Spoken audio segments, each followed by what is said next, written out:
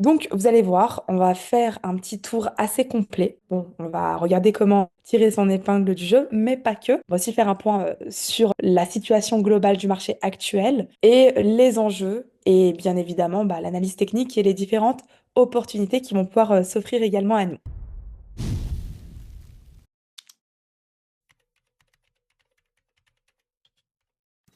Donc, ce que je voulais vous dire déjà dans un premier temps, c'est de couper le bruit des médias. Alors attention, je ne parle pas des données importantes liées à la macroéconomie, qui sont des données importantes que l'on a besoin pour pouvoir faire son analyse fondamentale, mais je parle des gros titres dramatiques. Qu'on soit en période d'euphorie, les titres seront toujours incroyables, tout ira bien sur le marché, il n'y aura jamais de risque qui pourra être associé quand nous étions sur les tops du marché, que ce soit Bitcoin, SP 500, Nvidia, peu importe. Et quand on est sur des bottoms, quand on est sur des plus bas, qui ne sont peut-être pas forcément des bottoms, on va pouvoir revenir dessus tout à l'heure, mais tout va mal. C'est la fin du monde. Le marché ne pourra jamais retrouver une belle allure. Quand on est dans de la peur, on va juste alimenter la peur.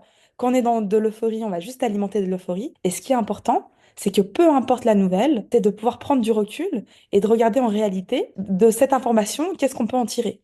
Quelles sont les options que le marché nous propose? Et justement, on va pouvoir revenir dessus. Alors moi, j'ai les news importantes directement sur mon PC en alerte ou sur le téléphone, mais tout ce qui est journal télévisé, BFM TV, CNews, je regarde absolument pas. Dès qu'on a eu les plus gros titres, bon, les gens ne vendent pas ici. Pourtant, là, on a cassé, on pouvait réintégrer, je suis d'accord. Mais dès qu'ici, on avait cassé, personnellement, on a vendu sur les indices Nasdaq, Dow Jones. Donc, on a la rupture. Personne vend. On arrive sur les plus bas, il y a les gros titres. On parle d'une récession qui augmente à 60%. Dès le moment où on est sur les plus bas, tout le monde vend. Et ben on sort tout le monde. Donc, les news ne sont pas là pour vous aider, ce ne sont pas vos amis. Alors, du coup, ce qu'il va falloir prendre en compte, donc, c'est les options, ce que le marché va pouvoir nous réserver ou l'économie nous réserver. Donc, il faut comprendre qu'actuellement, il n'y a rien eu. On a eu seulement une pause temporaire des tarifs douaniers. Entre la Chine et les États-Unis, on voit bien que les tarifs douaniers se sont amplifiés. Pour autant, il n'y a pas eu de réaction plus énorme sur le marché. Donc, peut-être il y aura d'autres nouvelles. On va revenir sur l'analyse technique, vous allez voir, ça va être plus concret tout à l'heure. Mais, en tout cas, il n'y a pas de solution pour le moment qui a été retrouvée, qui sont toujours en attente sur le marché et qui peuvent toujours arriver. On a vu que seulement la pause des tarifs douaniers, seulement la pause. On a fait la deuxième journée historique sur Nasdaq, sur SP 500 également, je ne sais plus si c'était la deuxième ou pas, mais on a fait un rebond de quasiment, aller à la semaine 15%, seulement sur une pause temporaire. Donc, c'est-à-dire que le jour où on aura vraiment, donc soit des tarifs négociés, soit l'intervention de la Fed, parce qu'à un moment donné, si on s'intensifie dans ces tensions, la Fed, son rôle est d'intervenir. Elle est là pour soutenir l'économie. Et je vais pouvoir revenir dessus tout à l'heure. Mais dans ces deux aspects, on a encore des solutions qui se proposent au marché. Bien qu'on puisse s'intensifier dans la crise, techniquement, on a des choses qu'il va falloir surveiller. Il y a des niveaux importants. On a des niveaux, on va peut-être rentrer sur quelque chose de latéral ou un retracement avec une deuxième jambe. C'est possible, d'accord? Mais ce que je suis en train de vous dire, c'est que les solutions qui sont toujours possibles et plausibles ne sont pas encore intervenues. Donc, c'est voir ce que le marché peut encore nous réserver et faire ses analyses en fonction. Donc, quand on sait qu'on a encore des cartes, d'accord, à tirer, ça, faut les prendre en compte. Et quand on regarde actuellement le sentiment de marché, on dirait que tout a été fait. La Fed qui est déjà intervenue ou des négociations qui ont été retrouvées, et malgré ça, on retrace encore. Une simple pause nous a donné un rebond, bien qu'on puisse reprendre derrière. Mais c'est juste pour vous montrer la psychologie actuelle du marché. Également, et après on passera, vous allez voir sur la technique, mais c'est de différencier le court terme du moyen terme, du long terme. Alors, je suis d'accord avec vous. Aujourd'hui, les États-Unis, il faut comprendre que on a vu, l'ennemi, en tout cas des États-Unis actuels en enjeu économique, c'est la Chine. La Chine, je l'avais montré au club, mais on avait vu, alors c'était ici, en termes de puissance économique, d'ici 2050, effectivement, la Chine devrait se glisser au top. Première puissance économique, suivie de l'Inde, les pays émergents, d'accord, qui grimperaient en termes de place. Ça, c'est pour 2050. C'est-à-dire qu'avant 2050, des opportunités sur le marché, il va y en avoir des masses. Ça ne veut pas dire que parce qu'en 2050, effectivement, on va avoir les États-Unis qui vont peut-être régresser, donc il n'y a plus d'opportunités au sein des actifs américains. Déjà, est-ce qu'on sera toujours en vie d'ici là? Bon, je l'espère. Il y aura d'autres opportunités incroyables. D'ailleurs, les actions chinoises, il y a beaucoup, d'accord? Il y a beaucoup d'opportunités et ça, c'est un autre sujet. C'est pas celui que j'aimerais évoquer aujourd'hui, mais il y a le temps. Et il faut timer ce qui est moyen terme, long terme et court terme. Court moyen terme, on a d'autres solutions sur le marché pour avoir des rebonds avant d'avoir d'autres crises potentiellement beaucoup plus conséquentes à venir. Des crises, il y en aura, c'est clair. Des crises similaires ou même beaucoup plus puissantes, il y en aura au sein du marché américain. Mais la notion de timing est hyper importante. Et vous allez le voir, hein, tout à l'heure, on vous montrera un peu comment naviguer, notamment sur les altcoins. Bah, sur le court terme, on a eu des rebonds de 60% qui ne sont pas anodins et sur lesquels bah, on peut surfer quand bien même. Là, on est sur l'indice chinois. Moi, je suis plutôt du profil à me consacrer sur les actions qui, elles, sont sur des dynamiques haussières plutôt que l'indice en lui-même. Mais si on regarde l'indice chinois, une personne qui serait rentrée en 2007 est toujours en moins-value, malgré le fait que la Chine devrait, en tout cas, atterrir dans les premières places. Alors que sur le Nasdaq, donc c'est pour ça que la notion de timing est hyper importante. Oui. Bah Et alors ça, tu vois, par rapport à ce que tu dis là, je crois que tu l'avais évoqué lors du dernier live, ou peut-être du live d'avant, mais ceux qui n'étaient pas là du coup n'ont pas pu le comprendre. Mais vous savez, parfois quand je parle avec des nouveaux qui intègrent, ils me disent que bah voilà, eux, leur stratégie avant, c'était d'acheter tous les mois tant de Bitcoin, d'acheter un peu d'or, etc. Alors sur le papier, c'est beau, mais là encore une fois, ayez la notion de timing, parce qu'acheter par exemple tous les mois du Bitcoin, là actuellement, alors que potentiellement au retracement, il pourrait aller à 50, 40, 30 000, vous voyez, il suffit d'attendre le bon moment et surtout le bon point d'entrée. techniquement, ici, on doit travailler, d'accord? Techniquement, c'est impératif. On doit venir travailler sur ce mouvement comme on l'a déjà fait auparavant, à minima, grand minimum. Pareil sur l'ensemble des altes, on a besoin de périodes latérales. Si on a des niveaux qui se font casser, on va chercher le prochain palier, ça c'est clair. Et on voit que ça s'estompe, donc on a besoin d'autres catalyseurs. Côté BTC, on tient relativement bien. On a même une surperformance au SP 500. Quand on regarde les SP 500, hein, on a quand même une surperformance de BTC. Actuellement, on maintient très très bien. On est toujours dans cette compression. On n'a pas cassé. On voit bien en weekly, on n'a pas de construction qui s'est faite. Donc, mon approche est toujours la même, est toujours identique. J'ai besoin, à minima, de construire au-dessus avant d'avoir des retest potentiels et d'avoir des niveaux de reverse qui vont pouvoir se mettre en place.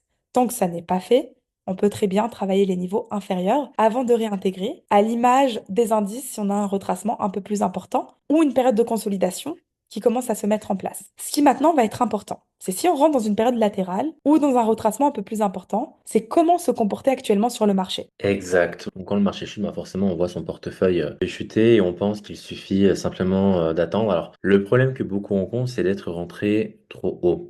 Et dans la tête de beaucoup, bien sûr de beaucoup de débutants, il faut acheter lorsque le marché est vert et pas quand le marché est rouge. Donc, pour vous dire un petit peu comment est la psychologie des personnes, il faut acheter quand le marché est vert. Donc, par exemple, on va prendre euh, Render quand il est au plus haut. Aujourd'hui, une personne qui a acheté du Render à 11 $, bah forcément, elle est à moins 80%. Donc aujourd'hui, donc nous, la manière de fonctionner, elle est simple. C'est qu'on n'achète jamais un marché qui est à la verticale. On achète un marché qui est à l'horizontale. Donc déjà là, on limite les dégâts et surtout, on rentre pas en une fois.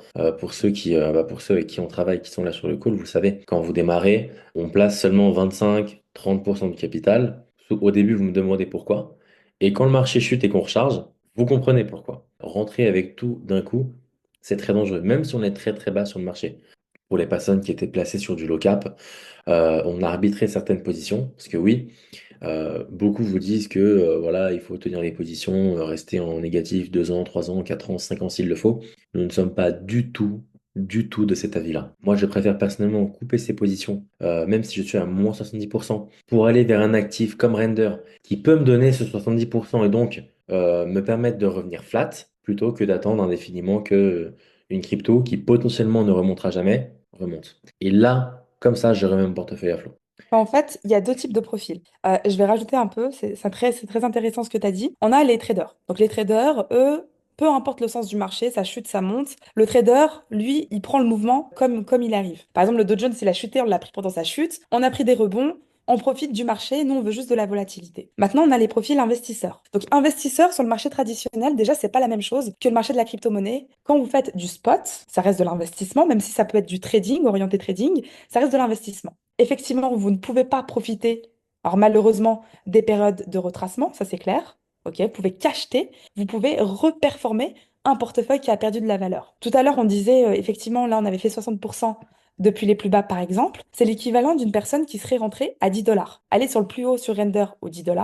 encore sur les tops. Vous avez fait actuellement un moins 60%. Ok, une mauvaise manipulation, une mauvaise compréhension du marché, peu importe. Là, le but, c'est d'attendre une période latérale qui se retrouve sur le marché ou des points extrêmes avant de retoucher à votre portefeuille. Alors, on peut avoir du DCA sur des niveaux importants. Ok, ça c'est une première manière sur une personne qui souhaite rester un petit moment sur le marché, ou bien de la performance. C'est-à-dire que là, quand on regardait sur Render, comme je vous l'avais montré sur une des formations, c'est-à-dire que là, on n'a pas de point d'intérêt, à part celui-ci, on n'a aucun point d'intérêt. Donc la grosse phase d'accumulation, elle est là. Donc à partir de celle-ci, on peut chercher des mouvements importants, intéressants, extrêmes, si bien évidemment, ça d'ailleurs, ça va être une formation que je vais préparer, si bien évidemment, tout coïncide sur le marché. C'est-à-dire que quand on va se placer sur un altcoin, on ne se place pas sur un alt parce qu'il est beau, tout simplement.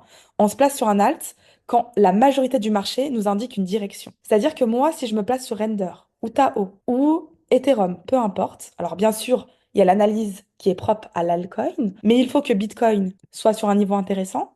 Il faut que Nasdaq SP 500 soit sur des niveaux intéressants, comme on l'a eu là récemment, avec un SP 500 qui réagissait au top. Bon, la nouvelle qui a aidé, hein, ça c'est clair.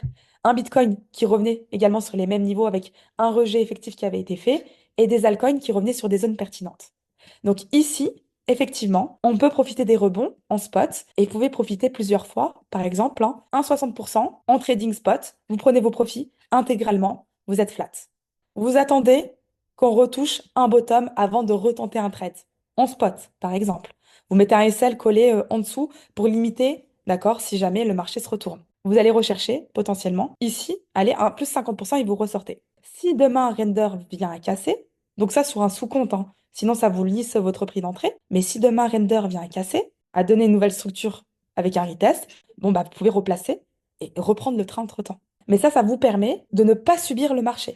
Parce que beaucoup de personnes se disent, bon bah allez, je me suis placé à 10 dollars, je suis à moins 80, moins 60%, allez, j'abandonne. Alors que pendant ces périodes, on peut réoptimiser le portefeuille.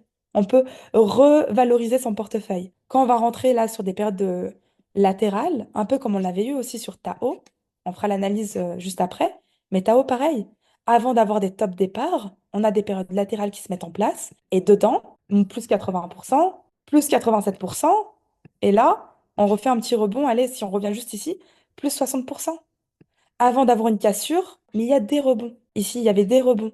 Il y a des rebonds sur lesquels vous pouvez profiter, au lieu de d'immobiliser en attendant que le marché reparte et puis vous êtes piégé. On peut avoir deux types de portefeuilles, peut-être investisseur, ce que j'appelle le portefeuille investisseur plus long terme, et le portefeuille performance, où là, vous prenez votre performance et vous sortez, peu importe ce que le marché fait par la suite. D'accord? Vous prenez les mouvements court terme et vous ressortez avant d'avoir des retracements ou des cassures notamment Endo, mais je voulais laisser Render parce que je voulais revenir dessus. En fait, un marché avant de démarrer, il y a le temps. Il y a le temps. Donc, tant qu'on n'a pas de cassure de structure, on peut avoir des retracements, donc il faut sécuriser vos trades. Ça, c'est clair. Il y a le temps. Maintenant, une fois qu'on aura des structures latérales qui vont pouvoir se mettre en place, un peu comme là, avant d'avoir des cassures effectives, pour justement avoir ce type de rebond. Endo, combien de rebonds on a eu avant d'avoir le top départ? 50%, 60%, 47% avant d'avoir la cassure. Mais là, il y avait le temps de s'adapter au marché. Je comprends que le trading n'est pas fait pour tout le monde à levier, donc vous ne pouvez pas vendre ou profiter seulement des rebonds quand vous êtes en spot, mais quand il y a des rebonds, il faut savoir en profiter et sortir rapidement. On va passer aux analyses des altcoins, hein. On va terminer dessus, je pense.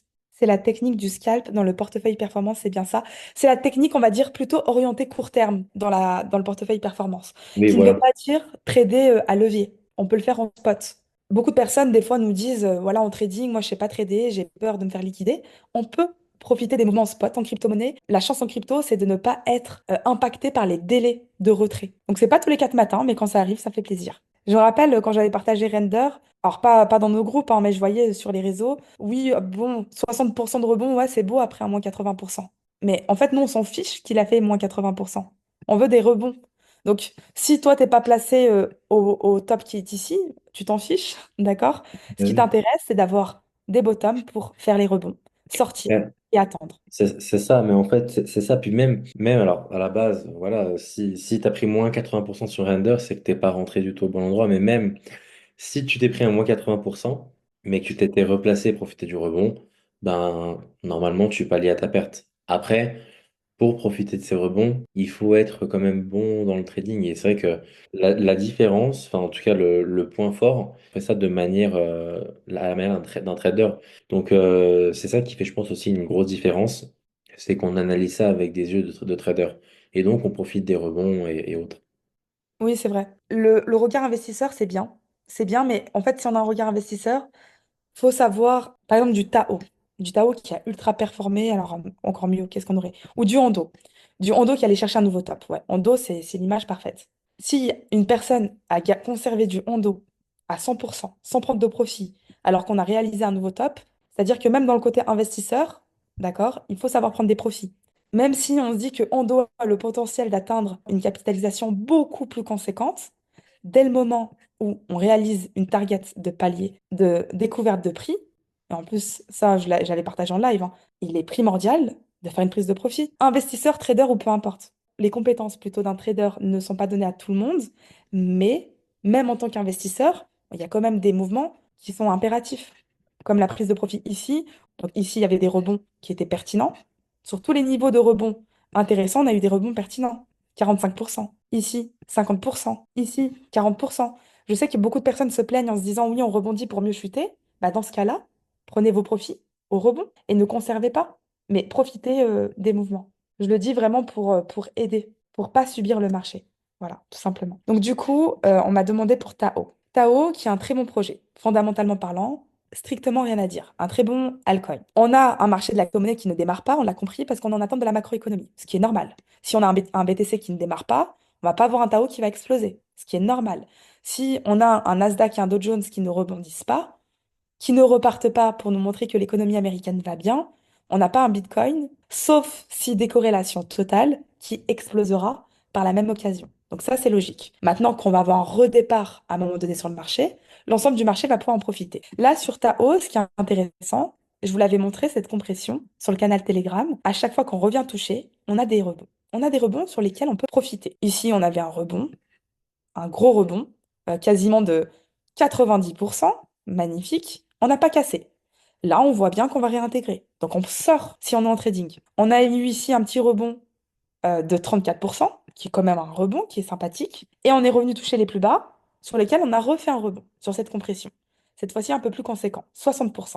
En plus, cette analyse, je l'avais partagée, je crois, sur le canal Telegram public. Maintenant, pour Tao, pour avoir un redémarrage, on a besoin de quitter cette compression. Tant qu'on est dedans, on peut encore aller rechercher, d'accord, des niveaux bas pour avoir des rebonds. C'est possible.